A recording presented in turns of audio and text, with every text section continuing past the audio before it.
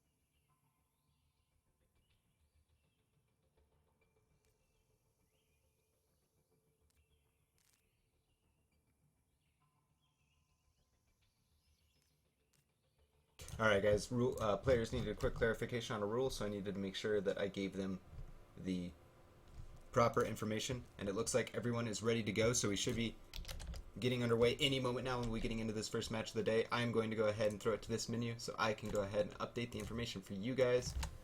Oops, that is not what I wanted to have. I wanted to type in, I guess.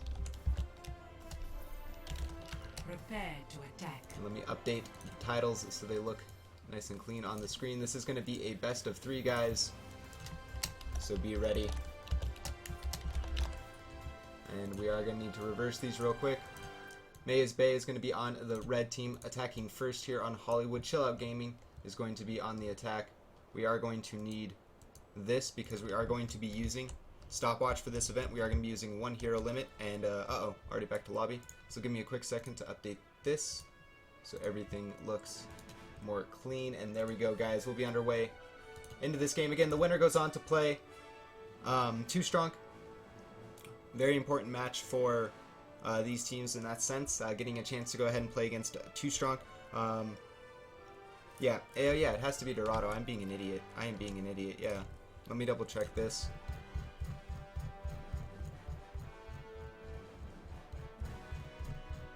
Yeah, it is Dorado, and then we do Kings Row next, yep.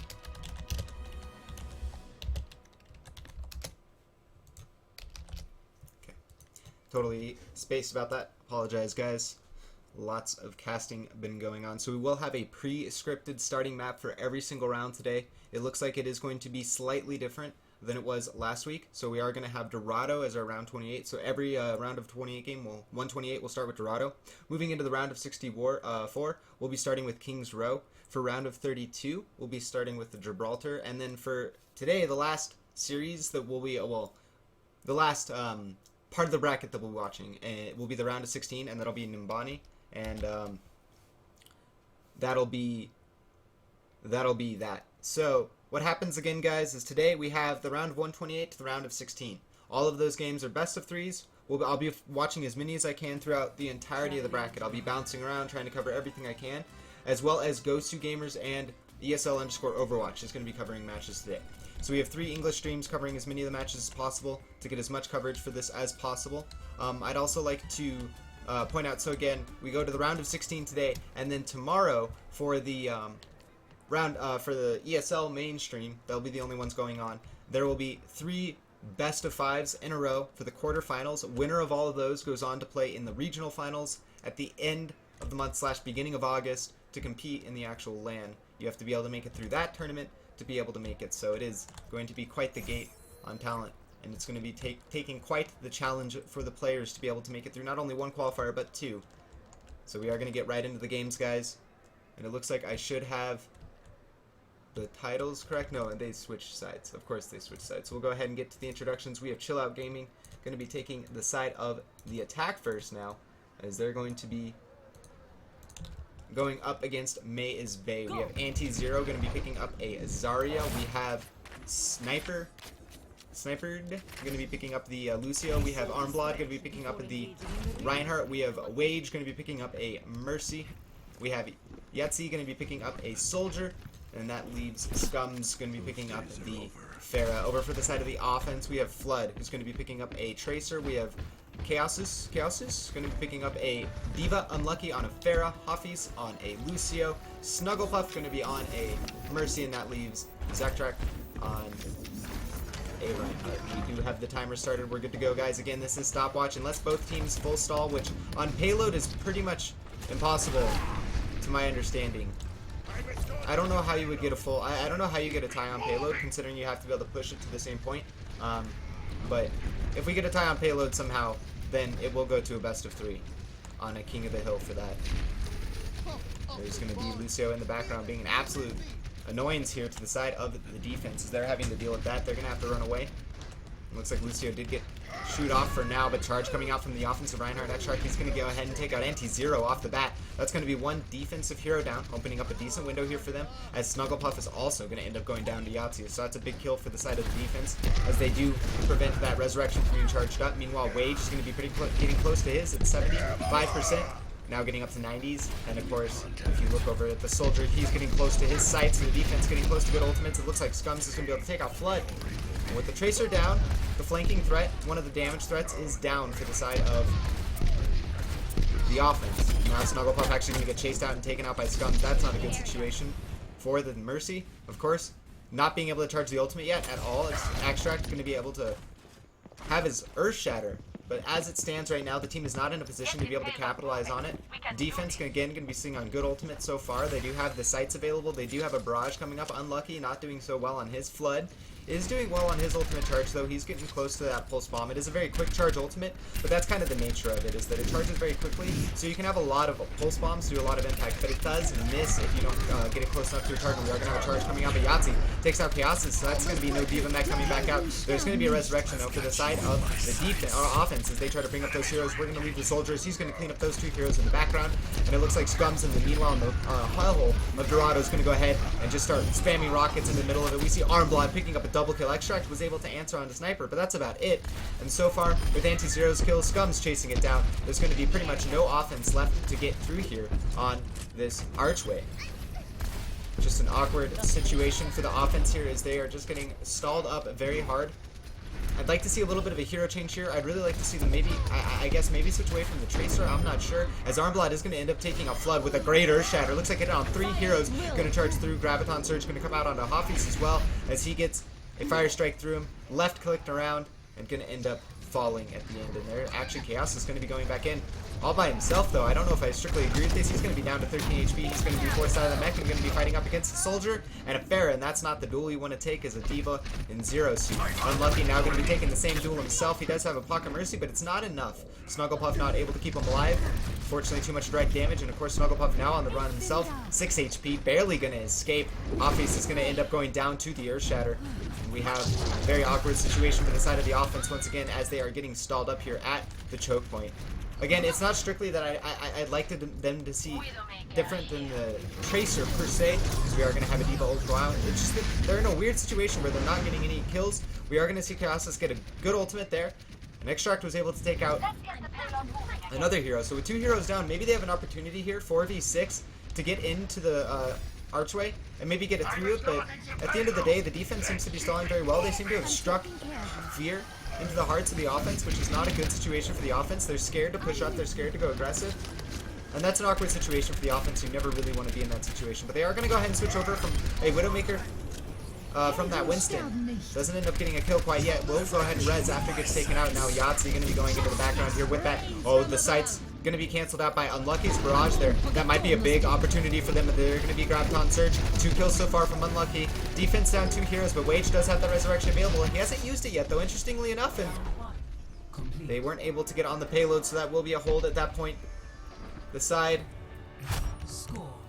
of May is Bay not having to push too far to be able to secure the point.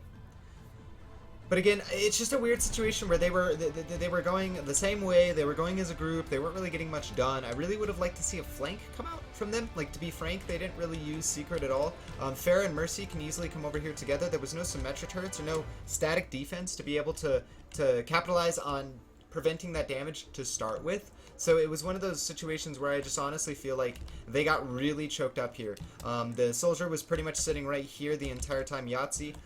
He was also playing over here quite a bit, getting a lot of damage done, just rotating between here and here, and they were never doing really anything to punish it. And of course, the way you punish that is you just avoid that in a lot of ways, or you jump him and you take him while he's out of position. But having the Pharah and the Mercy coming back here, get some good rockets in, you can always come up here and hide on this ledge with the Pharah and the Mercy. So there's multiple options. It's just that they didn't really do much outside of what they were like planning to do. And that's fine. Like, you should be going for what you're planning to do and executing. But when it doesn't work, you need to adapt. You need to change. You need to find a new plan. And sometimes that's uncomfortable, of course, because, well, it's not what you normally do. When what you normally do doesn't work, then you're in an awkward situation. So it's one of those things where that as you play more as a competitive team, you develop a bigger palette of options and plays. You can pull on that knowledge, that experience to be able to pull multiple plays, strategies, executions out. And it just doesn't seem like the side of Chillout Gaming necessarily had that game, as they just really got stalled up when what they were doing wasn't working. So we'll see what the side Mayas Bay here has planned for their offense, as they only need to get it basically to the market stand to be able to complete this game. And Pharah going to be coming out the right side with stuns, as we do have a charge coming out from Reinhardt. It is going to end up missing, and now Extract is in a really suspect position. I don't know if I agree with this kind of play, as he's going to get bopped backwards. Again, he's in a very awkward position. Mercy's going to try to heal him up. Snugglepuff going to be there stopping him off, and it looks like nothing is going to come from this, as it was just a little bit of an awkward engagement. And there's going to be Armblad going in against the Bastion. That's Flood on that Bastion.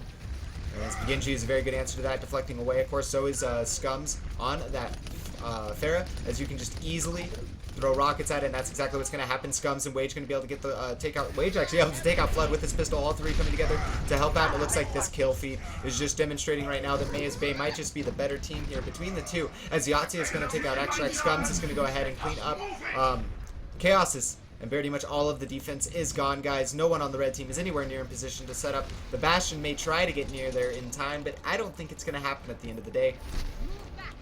And it's looking a little bit awkward for the side of the defense. Is basically last one there is going to be Hoffus, and he ends up going down, sprinted around the right side, but not able to get it too much done. And that is going to be game one. We're going to go ahead and award a point over to Mayas Bay, as they are going to go 1-up in this best of 3, guys. Again, new rules for the tournament. If you guys haven't been paying attention to the format, or you guys are new to the tournament, or you guys are busy, whatever, however it goes, you haven't been informed, go ahead and update you.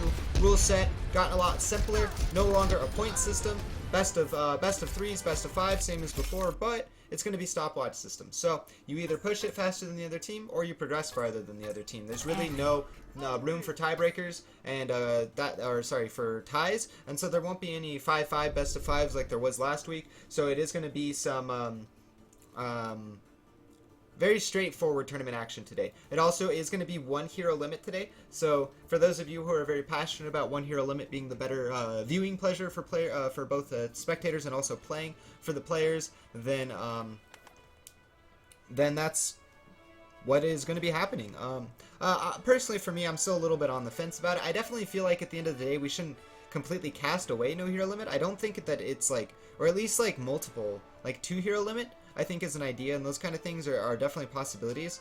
I just don't think that we should cast it away so early in that sense, because like at the same time it might be the best format in 3 weeks from now, or sorry, like 3-4 months from now, maybe a year from now, when we have a few more heroes, maybe there's some more maps, maybe the diversities change, because maybe you don't want to stack double Winston, because one of the heroes just absolutely destroys Winstons, right? I don't know.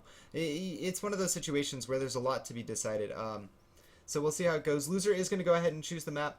And we are just underway, guys. This is the round of 128. We have a lot more action today for you guys to be able to view and enjoy and experience. So we'll be bringing you guys as much as possible. Again, there are other streams going on. So if you want to get yourself a multi-stream going on, do that. ESL_Overwatch and Gosu Gamers are also casting in English. So lots of coverage for you guys. Lots of Overwatch action this today specifically. And of course, again, tomorrow ESL_Overwatch will be watching all of the quarterfinals in sequential order. All of the winners of those will be moving on into the regional finals. And that's pretty much the story of today, guys. Again, thank you so much for tuning in. This is the Atlantic Showdown, the EU Qualifier.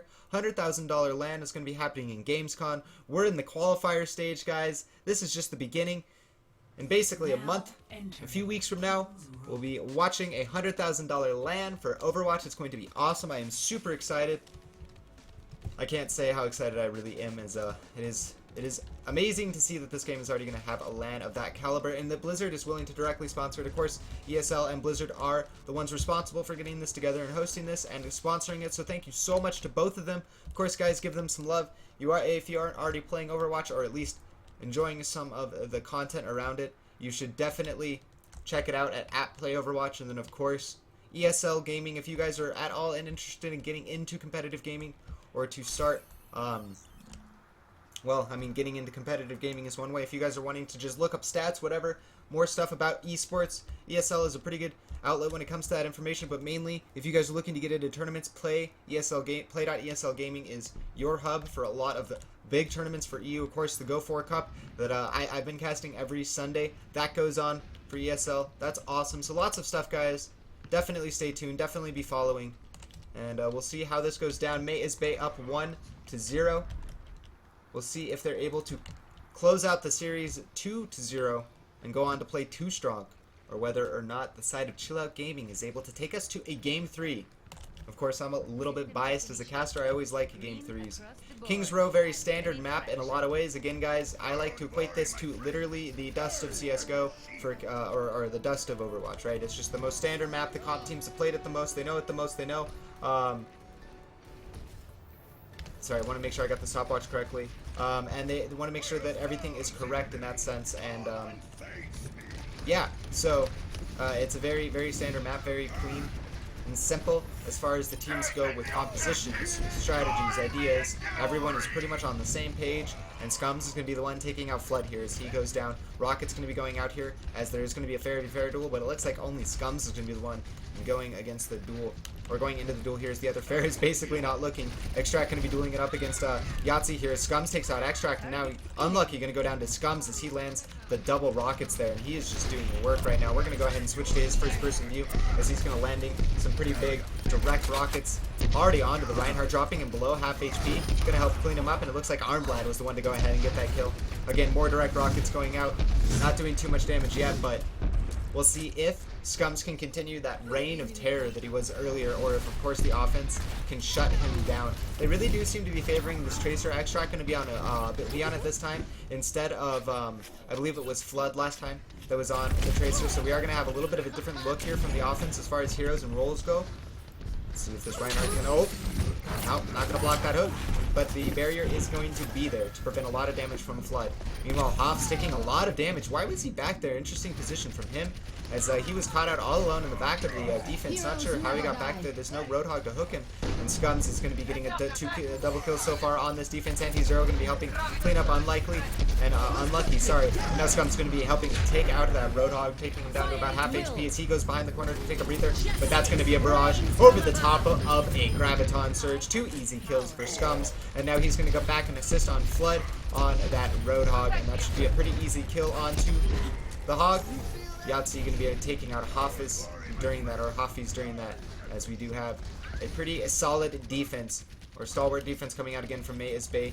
They definitely seem to be playing a little bit of a better Overwatch here. I don't really feel like the side of Chillout Gaming is having the best coordination here in the sense of pre-executor strategy, and at the same time, I kind of don't like the way they're going about it. I don't like the solo Roadhog D.Va. I really do feel like they need a Zarya, but they are going to go ahead and throw out the D.Va nuke. Doesn't look like it's going to get any kills. Good job by Sniper to go ahead and hide behind that police or phone booth to prevent any of the damage. And as you can see, the soldier is going to get chased out here by Unlucky. The rockets are going to be coming out from Scums to be trying to force them off of that position and deny that high ground.